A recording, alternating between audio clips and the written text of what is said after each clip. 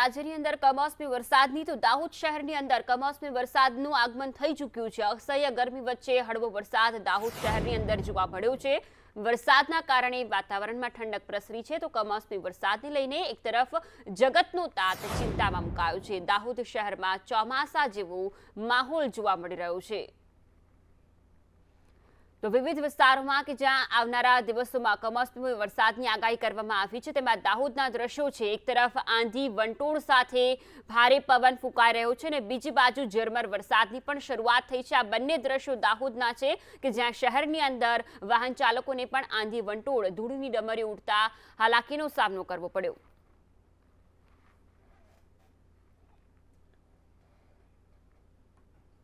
રાજ્યના મોટાભાગના વિસ્તારોમાં કાળઝાળ ગરમી પડી રહી છે। આ વચ્ચે હવામાન વિભાગે ગુજરાતની અંદર વરસાદની આગાહી કરી છે, જેમાં 11 થી 16 સુધી કમોસમી માવઠાની આગાહી વ્યક્ત કરવામાં આવી છે। તો અમદાવાદમાં 14 અને 15 તારીખે વરસાદ પડવાની શક્યતા સેવાઈ છે। દક્ષિણ અને મધ્ય ગુજરાતમાં 11 થી 13 મે સુધી કમોસમી વરસાદ વરસી શકે છે। તો હવામાન વિભાગના જણાવ્યા પ્રમાણે અરબી સમુદ્રમાં એક સિસ્ટમ સક્રિય થઈ છે, જેને કારણે ડાંગમાં 12 મે અને છોટાઉદેપુર, નર્મદા, તાપી, નવસારી, વલસાડ અને ડાંગમાં હળવો વરસાદ પડી શકે છે। 13 મેના રોજ છોટાઉદેપુર, નર્મદા, તાપી, વલસાડ સહિત આસપાસના વિસ્તારોમાં માવઠાની શક્યતા સેવાઈ છે। आने वाले दिनों के लिए जो फोरकास्ट दिया गया है गुजरात स्टेट के लिए वो है डे 1 से लेकर डे 7 तक जो गुजरात रीजन के लिए दिया गया है वो आइसोलेटेड प्लेसेस पे लाइट रेन होने का पूर्वानुमान है। और सौराष्ट्र रीजन का बात करेंगे तो सौराष्ट्र रीजन में डे 3 से लेकर डे 7 तक आइसोलेटेड प्लेसेस पे लाइट रेन होने का पूर्वानुमान दिया गया है। और डे 1 की बात करेंगे गुजरात रीजन के लिए जो डिस्ट्रिक्ट है जहाँ पे आइसोलेटेड प्लेसेस पे लाइट रेन होने का पूर्वानुमान है वो है वलसाड़, नवसारी, डोंग, दादरा नगर हवेली, दमन, दाहोद और छोटाउदेपुर। ઉનાળામાં પાણીની તાતી જરૂરિયાત રહેતી હોય છે, તેવામાં રાજ્યની અંદરથી સમાચાર સામે આવી રહ્યા છે કે જળાશયમાં પાણીનો જથ્થો ખૂટી રહ્યો છે। સૌરાષ્ટ્રના તો અનેક વિસ્તારમાં જળ સમસ્યા શરૂ થઈ ચૂકી છે। રાજ્યના 207 જળાશયમાં 44.42% જ પાણીનો જથ્થો બચ્યો છે।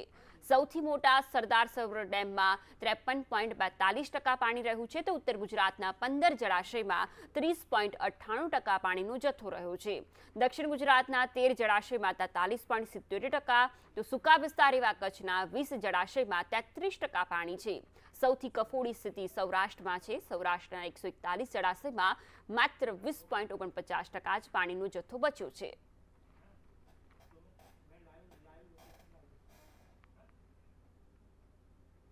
આગળ વાત કરીએ ઇફકો ચેરમેન રાજકોટ, જ્યાં તેમનું ભવ્ય સ્વાગત કરવામાં આવ્યું છે। ચેરમેન બન્યા પછી દિલીપ સંઘાણી રાજકોટ એરપોર્ટ પહોંચ્યા। કાર્યકરો, આગેવાનો, સહકારી અગ્રણીઓ તરફથી એરપોર્ટ પર તેમનું ફૂલહાર પહેરાવીને ભવ્ય સ્વાગત કરવામાં આવ્યું। જોકે ત્યાં જ તેમણે મીડિયાને પ્રતિક્રિયા પણ આપી અને તેમણે કહ્યું કે જે કંઈ કહ્યું છે તે કહેવાઈ ગયું છે। હોદ્દા પર રહેનારે મર્યાદા રાખવી જોઈએ। સહકારી ક્ષેત્રમાં વિવાદ મુદ્દે સીએમને વાત કરીશું, પહેલા મેન્ડેટ પ્રથા હતી જ નહીં। આ પ્રકારનું નિવેદન દિલીપ સંઘાણીનું સામે આવ્યું છે। ગુજરાતમાં લોકસભાની ચૂંટણી પણ પૂરી થઈ છે। સહકારી ક્ષેત્રની દુનિયાની સર્વોચ્ચ સંસ્થા ઇફકોની ચૂંટણી પણ પૂરી થઈ છે। ભારતીય જનતા પાર્ટીના કાર્યકર્તા તરીકે અને સહકારી ક્ષેત્રની વિવિધ સંસ્થાઓમાં જ્યારે કામ કર્યો છે ત્યારે મેં નિર્ણય કર્યો છે કે હવે ચૂંટણીઓ પૂરી થઈ છે, જવાબદારી આવી ચૂકી છે, ત્યારે વાદ નહીં, વિવાદ નહીં, વિકાસ સિવાય બીજી વાત નહીં। તો તાજેતરમાં યોજાયેલી ઇફકોની ચૂંટણી બાદ ભાજપના નેતાઓ આમને સામને આવી ગયા છે। મેન્ડેટ વિરુદ્ધ જઈને જયેશ રાદડિયાએ નામાંકન કર્યું અને 113 મતથી ચૂંટણી પણ જીત્યા, જેને લઈ ભાજપના જ અન્ય એક સહકારી ક્ષેત્રના અગ્રણી બાબુભાઈ નસીતની નારાજગી સામે આવી અને બાબુભાઈએ જયેશ રાદડિયા સામે પગલાં લેવાની માંગ કરી છે।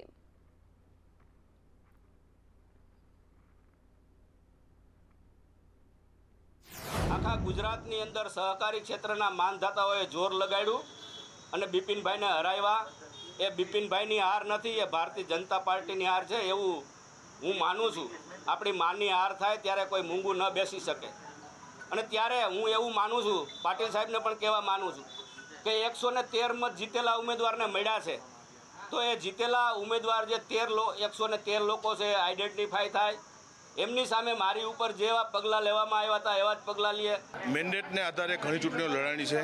ભારતીય જનતા પાર્ટીએ જીત પણ હાંસલ કરી છે. આજે હું પણ ભારતીય જનતા પાર્ટીનો કાર્યકર્તા છું. આ ચૂંટણી છે એ ઇફકોની દેશ લેવલની ચૂંટણી હતી. આખા દેશમાંથી અલગ અલગ રાજ્યોમાંથી પ્રતિનિધિઓ આ ઇફકોની અંદર આવતા હોય છે અને જ્યારે નક્કી થઈ ત્યારે 24મી તારીખે એક સાથે અમે ફોર્મ ભર્યા અને મેન્ડેટની અત્યાર સુધી મને હજી જાણ નથી તો કે જેને એમણે મારી ઉપર આક્ષેપ કર્યો રાજકોટ જિલ્લાના સહકારી આગેવાન ગણાવે છે, એમણે મારે હું જવાબ આપવાનો ઉચિત એટલા માટે નથી ગણતો. એનો ભૂતકાળ જોઈ લઈએ. એને ક્યાંય પણ રાજકોટ જિલ્લાના સહકારી ક્ષેત્રના માળખામાં ક્યાંય કોઈને ઉપયોગી થયા હોય, ક્યાંય ખેડૂતોના હિતની વાત કરી હોય એવું મારા ધ્યાનમાં અત્યાર સુધી આવેલું નથી. એટલે એનો જવાબ આપો ને એ હું ઉચિત નથી ગણતો. ઇફકોમાં જયેશ રાદડિયાની જીત બાદ લેવા પાટીદાર અગ્રણી પરેશ ગજેરા જયેશ રાદડિયાના સમર્થનમાં આવ્યા. પરેશ ગજેરા કહ્યું કે સામાજિક સંસ્થાના માધ્યમથી રાજનીતિ ન કરવી જોઈએ અને ટ્રસ્ટીની દરમિયાનગીરી હોય તો તેમને દૂર કરવા જોઈએ. આવા ટ્રસ્ટીને સંસ્થામાંથી દૂર કરવા જોઈએ અને જયેશ રાદડિયા ખેડૂત નેતા છે. તે રાદડિયા ખેડૂતોના દુઃખે દુઃખી અને સુખે સુખી છે. મીડિયાના માધ્યમથી જાણવા મળ્યું કે જયેશભાઈને હરાવવા માટે થઈને લેવા પટેલ સમાજની સામાજિક સંસ્થાની મહત્ત્વની ભૂમિકા રહી છે. હું એવું માનું છું કે જયેશભાઈ રાદડિયાને તમામ સંસ્થાઓએ સપોર્ટ કરવો જોઈએ. વિઠ્ઠલભાઈ રાદડિયા, જયેશભાઈ રાદડિયા ખેડૂતો માટે કામ કરતા નેતા છે. ખેડૂતોનું સુખે સુખી અને દુઃખે દુઃખે થનારા વ્યક્તિઓ છે અને ઇફકો એ સહકારી સંસ્થા છે અને ખેડૂતોની સંસ્થા છે. તો ઇફકોના ડિરેક્ટર માટે જયેશભાઈ પરફેક્ટ વ્યક્તિ હતા અને આપણે એને સહકાર દેવો જોઈએ. મહીસાગર જિલ્લાના સંતરામપુર તાલુકાના પરથમપુરમાં આજે શાંતિપૂર્ણ વાતાવરણમાં મતદાન પૂર્ણ થયું.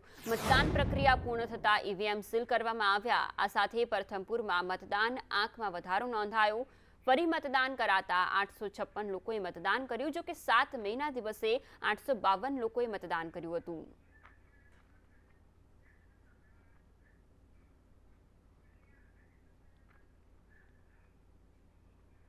નીટ કૌભાંડના આરોપીને કોર્ટમાં રજૂ કરવામાં આવ્યો. આરોપી પરશુરામ રોયને ગોધરા કોર્ટમાં રજૂ કરાયો. પોલીસે પરશુરામના 14 દિવસના રિમાન્ડની માંગણી કરી. કોર્ટે આરોપીના 9 દિવસના રિમાન્ડ મંજૂર કર્યા છે. આરોપી તુષાર ભટ્ટ, આરીફ વોહરા પોલીસ પકડથી જોકે હજુ પણ દૂર છે. પોલીસે ધરપકડ કરેલ આરોપી પરશુરામ રોયને નામદાર કોર્ટ સમક્ષ પોલીસ કસ્ટડી માટે રજૂ કરવામાં આવ્યા હતા અને ઘણા બધા કારણો સાથે તપાસ કરનાર અધિકારીએ આરોપી પરશુરામ રોયના 14 દિવસના પોલીસ કસ્ટડીની માગણી કરેલી અને નામદાર કોર્ટ દ્વારા તમામ હકીકતને ધ્યાને લઈ અને દલીલોને રજૂઆતને ધ્યાને લઈ અને આરોપીના 20 તારીખ સુધીના પોલીસ કસ્ટડી રિમાન્ડ મંજૂર કરેલા છે. નીટ કૌભાંડમાં સામે આવેલ ભાજપ નેતા સસ્પેન્ડ. ભાજપે આરીફ વોહરાને સસ્પેન્ડ કર્યા છે. ભાજપના તમામ પદ પરથી તેમને સસ્પેન્ડ કરી દેવામાં આવ્યા છે. આરીફ પંચમહાલ જિલ્લા લઘુમતી મોરચાના ઉપાધ્યક્ષ હતા અને તેમને ભાજપના તમામ હોદ્દા પરથી સસ્પેન્ડ કરાયા છે.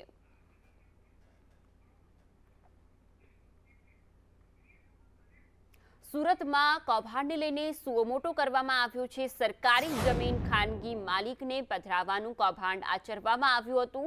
જમીનને લઈને મહેસૂલ વિભાગે સ્ટે ઓર્ડર જારી કર્યો. મહેસૂલ વિભાગે સમગ્ર કેસમાં સુઓમોટો દાખલ કર્યો છે. કૌભાંડને લઈને 2 કલેક્ટરમાં વિરોધાભાસ પણ જોવા મળ્યો. કલેક્ટર રાજેન્દ્ર કુમારે રિપોર્ટ આપ્યો હતો. ડુમસની જગ્યા સરકારી હોવાનો રિપોર્ટમાં ઉલ્લેખ કરવામાં આવ્યો હતો. તો તત્કાલીન કલેક્ટર આયુષ ઓકે રિપોર્ટની અવગણના કરી રિપોર્ટ જોયા વગર અરજદારની તરફેણમાં જ ચુકાદો આપ્યો હતો. ડુમસની સરકારી જમીન ખાનગી માલિકને પધરાવાઈ.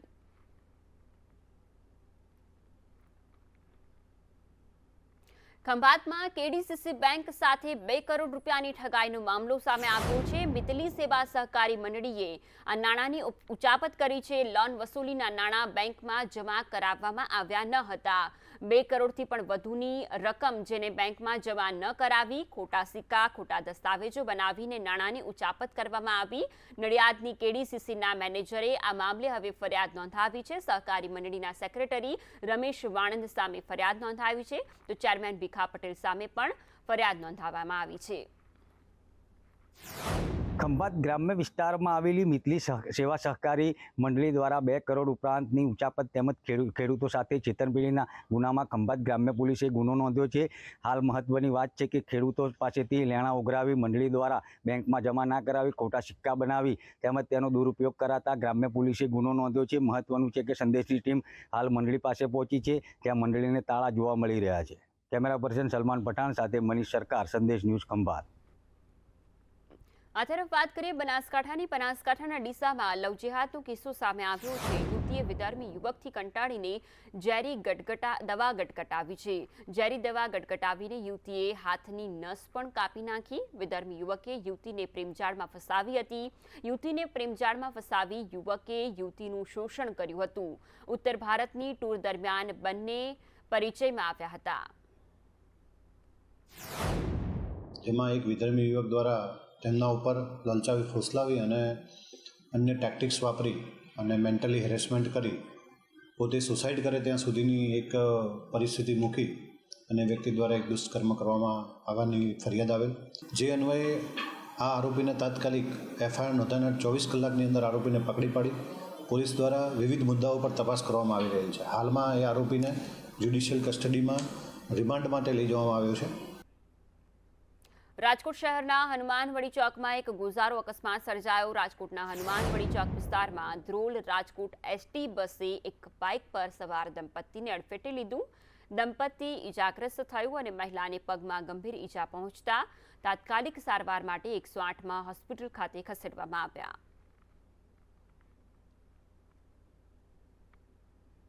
આ તરફ વાત કરીએ ન વિસરાય તેવી ઘટના જે વડોદરાની અંદર બની હતી. હરણી બોટકાંડ. તેના 20 આરોપીઓ પૈકી 14 આરોપીઓને જામીન મુક્ત કરી દેવામાં આવ્યા છે, જેથી મૃતકોના પરિવારજનોમાં આ મામલે હવે રોષ જોવા મળી રહ્યો છે. વડોદરા બચાવ સમિતિના પ્રમુખ મહેન્દ્રસિંહ રાઠોડે સત્તાધીશોના ઇશારે આ જામીન મળ્યા હોવાના આક્ષેપ પણ કર્યા છે. ચૂંટણી બાદ જામીન મળતા અનેક સવાલો પણ હવે ઉઠવા પામ્યા છે. હું માત્ર ફક્ત એટલું જ કહીશ કે અમને જામીન મળ્યા છે, નિર્દોષ નથી છૂટ્યા. 3-3.5 મહિને એમને જામીન મળ્યા છે. પણ હું ન્યાયતંત્રનું સન્માન કરું છું, ન્યાયતંત્ર પર ભરોસો છે ને રહેશે. પણ ચિંતા ત્યાં પ્રગટે છે. સૌનો મને એક જ સવાલ છે કે અમને જામીન મળવાના હતા એ ઇલેક્શન પછી, એટલે ઇલેક્શન માટે એમના જામીન રોકી રાખવામાં આવ્યા હતા. હરણી બોટકાંડમાં ગતરોજ કુલ 10 જેટલા આરોપીઓને નામદાર સેશન્સ કોર્ટે જામીન આપ્યા, પરંતુ જેના ઉપર બોટિંગની જવાબદારી હતી, જેને બોટિંગનો સબ કોન્ટ્રાક્ટ આપવામાં આવેલો એવા નિલેશ કાંતિલાલ જૈનની જામીન અરજી નામદાર સેશન્સ કોર્ટે ફગાવેલી છે. કારણ કે મૂળ આ જે કંઈ બનાવ બન્યો છે એ બોટિંગના કારણે જ બનેલો છે અને એટલે સીધી. સુરતમાં હિન્દુ નેતાની સોપારીના કેસ મામલે વધુ વિગતો સામે આવી રહી છે. સુરત પોલીસે વધુ એકની આ મામલામાં અટકાયત કરી છે. મોહસિન શાહ નામના ઈસમની પોલીસે અટકાયત કરી છે. બારડોલીની મસ્જિદમાં નોકરી કરે છે મોહસિન શાહ અને સુરત ક્રાઇમ બ્રાન્ચ તરફથી હવે તેની પૂછપરછ કરવામાં આવી રહી છે. અત્યાર સુધી આ ઘટનાની અંદર 2 લોકોની ધરપકડ થઈ છે. બારડોલીના મોહસિનની હવે સઘન પૂછપરછ હાથ ધરવામાં આવી છે. હાલ તો મૌલાના સુહેલ રિમાન્ડ પર છે. શહેનાઝ ઉર્ફે મોહમ્મદ અલી સુરત આવશે. પ્લેન મારફતે શહેનાઝને સુરત લાવવામાં આવશે. અમદાવાદની રાજસ્થાન સ્કૂલ સામે વાલીઓ દ્વારા વિરોધ નોંધાવવામાં આવી રહ્યો છે. આ રાજસ્થાન સ્કૂલમાં 8મા ધોરણ બાદ શાળા બંધ કરવાના નિર્ણય સામે વિદ્યાર્થીઓના વાલીઓ દ્વારા વિરોધ કરવામાં આવી રહ્યો છે. જોકે આ મામલે શાળા બંધ ન કરવા માટે ડીઈઓએ આદેશ આપી દીધા હોવા છતાં પણ શાળા પોતાની મનમાની ચલાવી રહી હોવાના કારણે અને ધોરણ 9માં પ્રવેશ માટે ના પાડતા વિદ્યાર્થીઓ પરેશાન થયા અને તેથી જ વાલીઓએ શાળાના આ નિર્ણય સામે પોતાનો વિરોધ નોંધાવ્યો.